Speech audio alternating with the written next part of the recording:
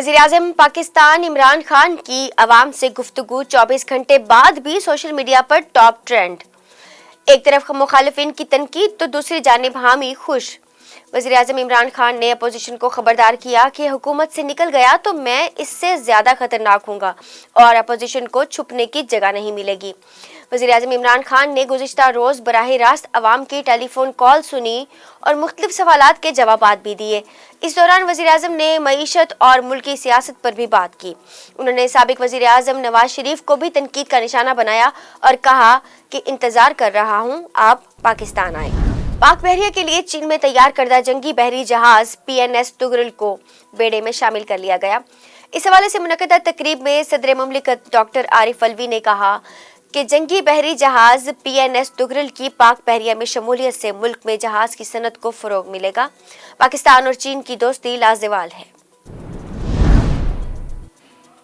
Supreme court की पहली खातून जज जस्टिस आयशा मलिक ने ओहदे का हल्फ उठा लिया।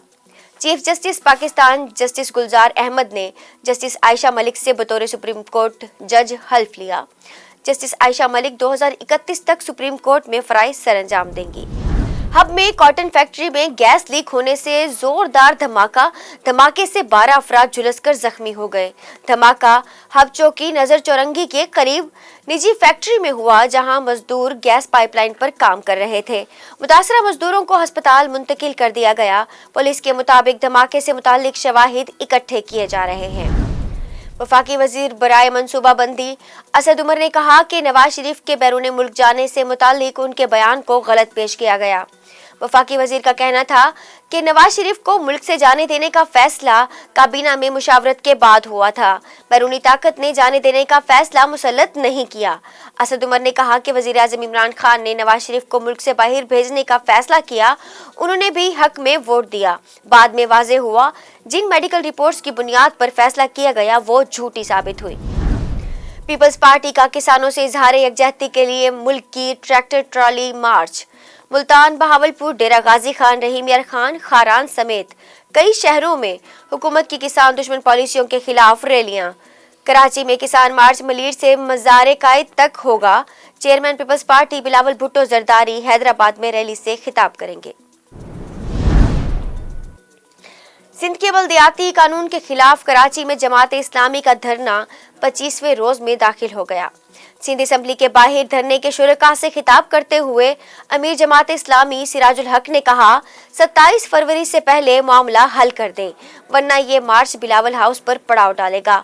उन्होंने कहा कि धरना जितना तवील होगा उतना ही नुकसान पीपल्स पार्टी को होगा। मुल्क में कोरोना मस्बत केसेस की शरह कम न हो सकी। मजीद 8 अफराद मूजी वबा से जाँ बहक। 24 घंटों के दौरान कोरोना वायरस के मजीद 7,195 केसेस सामने आ गए। मस्बत केसेस रिपोर्ट होने पर कराची में जिला जनूबी के 3 सब डिवीजन्स में माइक्रो स्मार्ट लॉकडाउन नाफिज कर दिया गया। तनख्वाहों के ना मिलने पर कराची के एक्सपो मैस वैक्सीनेशन सेंटर में अमले ने काम बंद कर दिया। अमले का कहना है कि यकीन दहानियों के बावजूद 9 माह से तनख्वाह नहीं दी जा रही। वैक्सीनेटर्स और डेटा एंट्री ऑपरेटर्स ने काम बंद कर दिया। इसके बायस वैक्सीनेशन के लिए आने वालों को वापस भेजा जाने लगा। हॉलैंड में कोरोना कवानीन के खिलाफ अनोखा एहतजाज। एम्स्टरडैम के तारीखी कॉन्सर्ट हॉल और मशहूर अजायब घर में हेयर कटिंग शुरू कर दी गई। मुजाहिरे में तकरीबन 70 सकाफती मकामात के मुंतज़मीन ने शिरकत की। आज़ाद कश्मीर के 6 अजला में बर्फबारी और बारिश के बायस कई राब्ता सड़कें बंद कर दी गईं। वादी नीलम, लीपा करना समेत दीगर इलाकों में बर्फबारी के बाद राब्ता सड़कें बंद। महकमे मौसमियात के मुताबिक मुजफ्फराबाद के कुछ इलाकों में आज बारिश और बर्फबारी का सिलसिला थमने का इम्कान है। मुत्तहदा अरब अमारात पर हौसी बागियों का एक और हमला। खलीजी मीडिया के मुताबिक हौसी बागियों ने मुत्तहदा अरब अमारात की तरफ 2 बैलिस्टिक मिसाइल फायर किए, जिन्हें अमारात ने नाकाम बना दिया। कौमी क्रिकेट टीम के कप्तान बाबर आजम के नाम एक और एजाज। ICC ने one day cricketer of the year करार दे दिया। पाकिस्तानी टीम के कप्तान बाबर आजम ने 6 मैचों में 67 से जायद की औसत के साथ 405 रन बनाए।